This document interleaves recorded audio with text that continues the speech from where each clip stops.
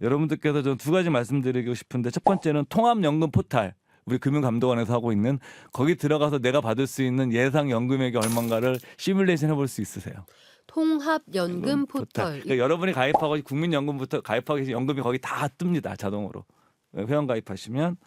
두 번째, 여러분들 스스로 내가 현재 갖고 있는 재산에서 내가 얼마 정도의 현금 흐름을 어느 정도 기간까지 쓸 수 있는 것인가 여러분들께서 한번 주말에 한번 해서 내가 한번 갖고 있는 재산을 다 갖다가 여기서 현금 나올 수 있는 거 없는 것 없으면 최소한 제가 나이가 뭐 50대 초 40대 후반부터는 서서히 현금 흐름이 나올 수 있는 자산으로 조금씩 바꿔 나가려는 노력을 하셔야 됩니다.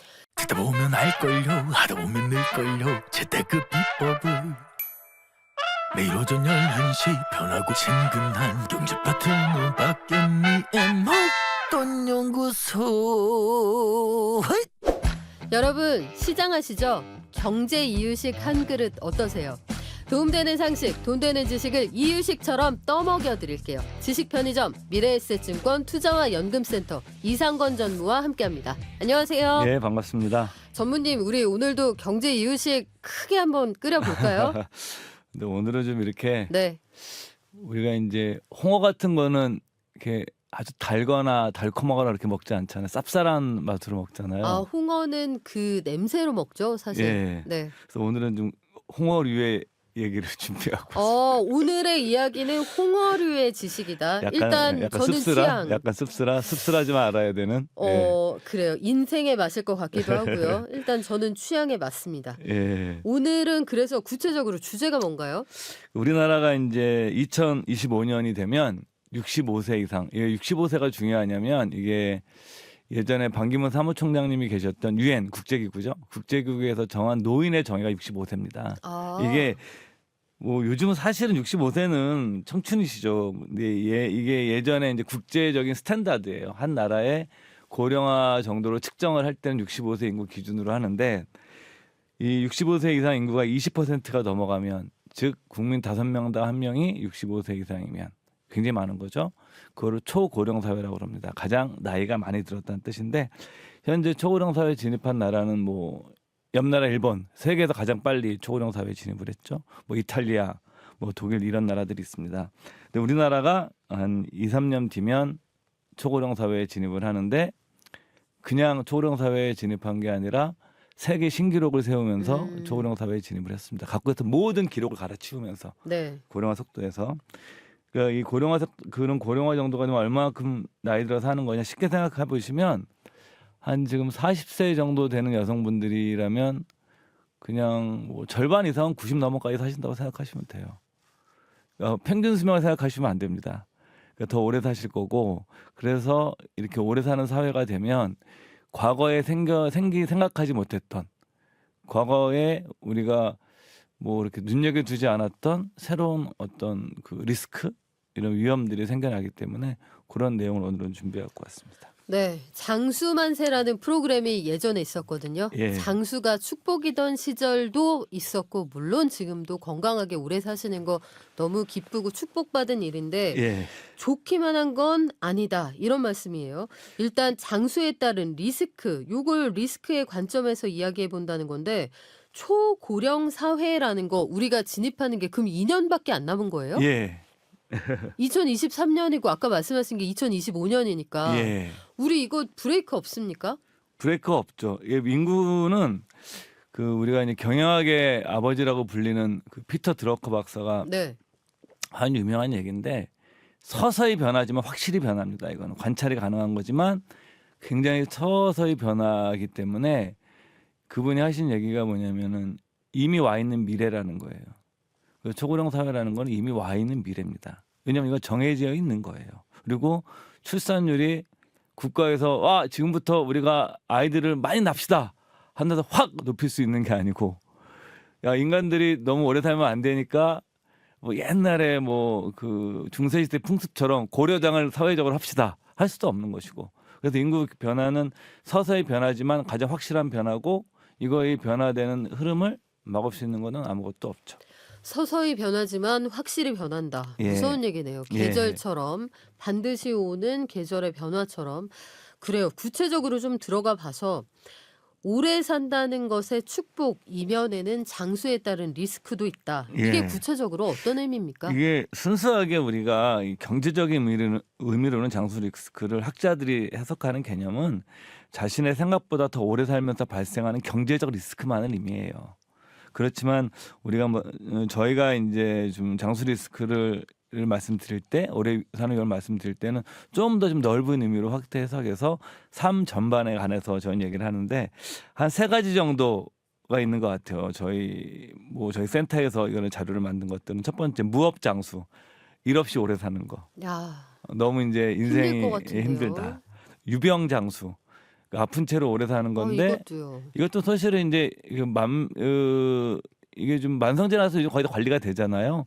그렇기 때문에 유병장수도 상당히 이게 경제적인 문제로 될 가능성이 되게 높고, 그다음에 무전장수, 이게 사실 제일 힘들죠. 돈 없이 오래 사는 거. 야, 그래서 이게 이 3가지 이게 여기 하나 더 포함해서 뭐 자녀 리스크까지 넣긴 하는데 오늘은 자녀 리스크는 5월달에 여러분들과 같이 가정의 달에 한번 얘기해 보도록 하겠습니다. 자녀들은 우리 네. 그 독립채산제로 하는 걸로 하고 예. 일단 우리 얘기만 해보자고요. 예, 예. 왜 홍어 맛이라고 하셨는지 알겠어요. 예. 이게 발효된 정말 코가 뻥 뚫리는 좀 매콤한 맛이기도 한데 무업 장수, 일이 없이 길게 살게 되는 것에 따른 위험 어떤 게 있습니까? 이게 우리가 삶의 패턴의 변화가 일어나면서 관계까지 변화가 돼요. 그러니까 삶의 패턴이 과연 어떻게 되냐면 이걸 우리가 직선형 삶이라고 그러거든요. 뭐 비슷한 나이에 학교를 가고 졸업을 하고 비슷한 나이에 결혼을 하고, 지금 아마 50대 분들만 하더라도 거의 비슷한 나이에 결혼해서 비슷하게 아이들 다 낳아요. 그리고 비슷하게 퇴직을 하고 그다음에 이제 노후를 맞이하는 이런 굉장히 정해진 코스대로 가는 거죠. 근데 이 소위 말해서 퇴직 이후의 삶 자체가 30년이 넘게 남잖아요. 30년이. 그러니까 직장 생활 30년만큼의 길이가 주어진 거예요. 새로운 삶의 시간이. 그러니까 이 시간을 어떻게 해석할 것이냐라는 문제가 굉장히 중요해서 뭐 이런 학자들이 붙여준 개념은 그 1차 생애를 리셋을 해서 그 2차 새로운 퇴직 이후의 삶 자체는 그 새로운 삶을 살아야 된다. 그래서 순환형 삶이 된다. 한 사이클이 끝나고 두 번째 사이클이 돌아온다라는 관점에서 해야 되는데, 많은 분들이 이 두 번째 사이클의 삶 자체를 그 1차 그 현역 시절의 삶과 연동을 시켜서 보는데 굉장히 드라마틱하게 이거는 그 계곡이 있죠. 그 두 사이에는. 이런 것이 있는 거고, 두 번째 우리가 고민해야 되는 건 이제 가족 관계의 변화입니다. 우리가 뭐 많이 참고할 수 있는 게 뭐 똑같진 않더라도 일본 사례입니다. 일본이 우리보다 30년 정도 고령화 시기가 앞서 있기 때문에 거기서 과연 남편의 퇴직으로 인한 그 뭐 아직은 이제 우리는 지금 퇴직하시는 분들은 이 가정의 노동이 분업화되는 구조거든요. 남편이 주로 그 직장 생활을 하시고 아내분들이 가사를 하고 조금씩 바뀌어가고 있습니다. 지금은 그 아래 나이 때는 뭐 다 바뀌어 있고요. 지금은 이런 이제 분업적 구조에서 일했던 그 부부 관계가 상당히 많이 변화가 일어나면서 갈등이 많이 일어납니다. 그래서 일본에서 나오는 표현 중에 뭐 이런 거죠. 뭐 젖은 낙엽쪽. 이게 그 네. 뭐 들으면서 좀 불편하실 분도 계실지 모르겠지만 이건 일본에서 나오는 말이니까. 그러니까 젖은 일본 낙엽은 사회에서 쓰는 표현이란 말씀이죠. 일본 사람들이 네. 뭐 신조를 잘 만드니까. 네. 그런데 그 젖은 낙엽적이라는 게 비계에 젖으면은 딱 붙어가지고 잘 안 쓸리잖아요. 그러니까 아내한테 딱 붙어갖고 안 떨어지려는 남자들 퇴직 이후에 뭐 이런 걸 쓰고, 뭐 은퇴한 남편 증후군. 그 이분이 뭐 어떤 정신과 의사가 이거는 그 개념을 해가지고 실질적으로는 제가 알기로는 일본에서 정신과 병으로도 인정을 받고 있는 건데, 그 중장년 여성들이 이렇게 우울증으로 호소한 여성들이 늘어가지고 보니까 이 여성들이 왜 이렇게 우울증 호소하나 힘들어하나 했더니 공통점을 봤더니 딱 한 가지가 있는 거예요. 그게 뭐였겠어요? 남편의 은퇴. 예, 퇴직한 남편이 있는 아내들인 경우에, 그래서 그걸 은퇴 남편 증후군 이런 식으로 해서 지금 일본에서는 약간 정신과적인 거로도 인정을 하고 있습니다. 아니 그러니까 남편이 우리나라 화병처럼. 네, 남편이 은퇴한 게 뭐 잘못은 아니잖아요. 왜 그쵸. 갑자기 우울한 사람들이 그래서 아까 늘어났습니까? 이제 무업장수라는 것 자체가 왜 리스크가 되는 거냐면 뭐 이런 겁니다. 그 퇴직을 바라보는 그 아내와 남편의 시각의 차이는, 남편은 퇴직을 하고 나면 야, 나 이제 컴백홈이야. 가족과 함께 살 거야라고 생각하는데, 아내는 남편이 퇴직하면 드디어 내가 모든 것이 끝났어요. 아, 그러니까 난 자유롭게 내 인생을 살 거야. 나 이제 와이셔츠 챙겨주고 이런 거 안 해도 아무것도 돼. 안 할 거야. 그러니까 이제 남편은 이제 나는 아내와 할 거야. 근데 난 남편하고 하기 싫어. 이게 되는 거죠. 야, 이거 좀 슬픈데요. 슬프지만 그래서 네. 이제 우리가 그 이제 말씀드리는 것이 이 퇴직이라는 것 자체가 어떤 삶의 굉장히 대전환점이기 때문에 이런 리스크가 생긴다라는 거예요. 가족 관계가 저도 뭐 이런 일이 겪게 되겠지만 거기서 이 가족 관계가 기존에 내가 사회생활 하면서 하는 이런 식의 가족 관계가 아니라 변화가 일어나는 거고 사회 현상이고 그래서 이제 우리가 그 중요하게 얘기하는 거는 올해 밖에 나가서 일을 하셔야 돼요. 그것이 뭐 봉사활동이 됐든 그래서 그 뭐 서구 사회에서는 포트폴리오 인생이라는 표현도 쓰거든요. 포트폴리오 인생이라는 건 뭐냐면은 한 직업만 하는 게 아니라 일주일에 이틀은 봉사활동을 하고 일주일에 하루는 내가 뭐 도서관 가서 공부하고 일주일에 이틀은 가서 돈 버는 일을 하고 이런 식으로 우리가 투자할 때 분산 투자하듯이 네. 그런 식의 라이프 스타일을 이제 찾아가는 것이 굉장히 중요해지는 거죠 갈수록. 그렇다면 은퇴하시기 전에 향후의 삶을 어떻게 살아갈지 가족들과의 상의도 필요할 것 같아요. 우리 요렇게 같이 해보자라는 합의가 있어야. 제 생각에 같이 하는 것보다 그냥 알아서 하시는 게 더 나을 것 같은데요. 그래요. 예, 일종의 예. 사회 현상으로 이해하시면 되겠고 뭐 일본의 사례입니다. 유병장수라는 거 이거 말만 들어도 마음이 답답한데 이거는 병을 앓고 있는 상태로 오래 산다 이 말씀이죠. 이게 제가 이제 뭐 요양병원에 누워 있고 이런 거를 말씀드리는 거 아니에요. 그런 것들은 다 아시는 거니까 만성 여러분들이 질환. 두 가지만 말씀드릴게요. 네. 뭐냐면은 이제 요즘 만성 질환은 이제 관리하는 병이기 때문에 크게 문제가 되지 않아요. 과거보다는. 근데 이게 우리가 고민해야 되는 거는 병원비를 언제 다 쓰느냐. 평생 동안 쓰는 의료비는 75세 이후에 씁니다. 죽기 3년에서 5년 전에 다 씁니다. 절반 이상을. 그러니까 이때 이제 굉장히 경제적으로 의외로 타격이 클 수 있다는 거예요. 그래서 여러분들 들고 말씀하셨으면 제가 한 이 목돈연구소 몇 년 전에 말씀드리고 있는데 내가 가입한 보험이 보장 기간이 언제까지인가를 한 번씩 꼭 점검을 해보셔야 돼요. 내가 예를 들어서 70세 만기야, 80세 만기야. 근데 내가 뭐 90세, 85세 이때 돈 더 많이 쓸 텐데. 그 누군가한테 부담이 되거든요. 아니면 있는 노후 자금을 뺏어 써야 되거나 그런 걸 점검해 보시면 좋겠고 그러니까 건강 관리에서 뭐 이렇게 많은 것들이 뭐 보양식도 많고 약도 많고 이런 거는 다 여러분들께서 알아서 하시고 제가 뭐 전문가도 아니지만 그 일본 사회에서 우리가 참고할 수 있는 거는 일본에서는 노인들한테 근육 운동을 보급을 합니다. 근육연금이란 말도 씁니다. 근육연금이요? 예. 이 연금은 초면인데요. 이게 왜냐면은 네. 나이도 들어서 가장 중요한 게 뭐 낙상이라든가 넘어지거나 활동입니다. 그러니까 약을 먹는 건 다 누구나 다 약을 먹어요. 만성 질환이기 때문에 중요한 건 활동성이에요. 그 활동성을 만들어내는 건 근육이라는 거죠. 근력. 그래서 이제 일본 사회에서는 그 도쿄 장수과학센터 같은 데서는 노인용 근력운동 프로그램을 만들어 전국에 보급도 하고 있거든요. 그래서 여러분들께서 그 국내 그 근육연금이라는 책도 나와 있습니다. 그 동경 장수과학센터 그 연구센터장님이 한국 분이세요. 네. 그래서 그분이 이제 뭐 저희 센터에도 글도 써주신 적이 있었는데 그런 걸 보면서 왜 근육연금이란 말을 쓰는지. 그러니까 중요한 건 나이가 들어서는 활동성이 굉장히 중요한 겁니다. 그래서 활동성. 그 다음에 노후의 75세 이후에 갑자기 급격하게 드러나는 그 의료비에 대한 내 대응책. 이것이 이제 여러분들께서 유병장수 측면에서는 좀 고민하셨으면 좋겠습니다. 이제 알겠어요. 그 노년에는 하체 근육을 충분히 키워 놓는데 본인의 삶의 질이 굉장히 좌우된다. 이런 말씀들을 예. 하시는 게 바로 이 가동 범위가 좁아지느냐 늘어나느냐 예. 그 차이 때문에 활동성이 그렇군요. 제일 중요해지기 때문에. 그래요. 그리고 만약에 소득 활동을 하신다라고 해도 내가 신체가 건강해야 다 가능할 테니까 무슨 말씀이신지 알겠습니다. 더 정확하게 얘기하면 조금씩은 다 아픈 거예요. 약은 다 그쵸. 먹고. 네. 그러니까 활동이 중요해지는 거예요. 예. 활동 능력. 예. 그래요. 그래서 유병장수도 근육연금이 필요하다. 그러면 무전장수라는 거 마지막으로 말씀을 해주셨잖아요.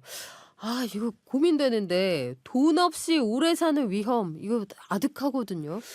이제 무전장수의 최악의 결과가 은퇴 파산인 거죠. 나이는 들었는데 그 몸도 건강한데 돈은 다 떨어지는 거죠. 이것이 과거 사회에는 효도연금으로 사회가 작동이 됐었어요. 자식들이 이제 그 어떤 효도라는 시스템을 통해서 부모들을 경제적으로 보조해줬기 때문에 그것이 일종의 연금의 기능을 해놓은 거거든요. 근데 이제 지금은 이걸 기대하기 굉장히 어려워졌죠. 지금 자식 세대들에게는 상황 자체가. 그렇기 때문에 우리가 이 무전장수 리스크액은 이건 굉장히 말은 쉽습니다. 하기가 어려워서 그렇지 간단한 거예요. 이거는 죽을 때까지 현금 흐름이 마르지 않게 하는 거예요. 근데 국민연금은 기본적으로 가능하죠, 그게. 네. 그다음에 지금 퇴직연금 같은 경우 안타깝게 한 90% 정도를 일시금으로 인출해 갑니다. 그러니까 정부에서 10년 이상 연금을 받으면 30% 정도의 그 세제 혜택을 주고 있음에도 불구하고 그 사람들이 현실적으로 뭐 부동산 담보대출 같은 게 많이 있으시기 때문에 그 일시금 추정하는데 그것들을 좀 캐시플로우로 만드는 방안. 그다음에 연금저축계좌라든가 IRP 뭐 제가 말씀드렸던 ISA 이런 것도 3천만 원까지 연금을 옮길 수 있거든요. 이런 식의 다양한 금융 상품들을 이용해서 기존에 우리가 소위 말하는 연금 3층, 뭐 국민연금, 퇴직연금, 개인연금 이걸 통해서 만드시고 플러스 여기 해가지고 뭐냐면 그 퇴직 이후에 모든 가장 중요한 자산 운용의 전략은 캐시플로우로 뽑아내는 겁니다. 그렇기 때문에 그 자가연금이라는 표현도 쓰거든요. 저희는 셀프 연금이라는 표현도 쓰는데 내 스스로 연금을 설계하는 훈련을 하셔야 돼요. 그 많은 분들이 막연히 10억 있으면 될 거야라고 생각하면 안 되거든요. 뭐 10억이라는 전 재산이 집안채면은 아무리 현금 흐름이 안 나오거든요.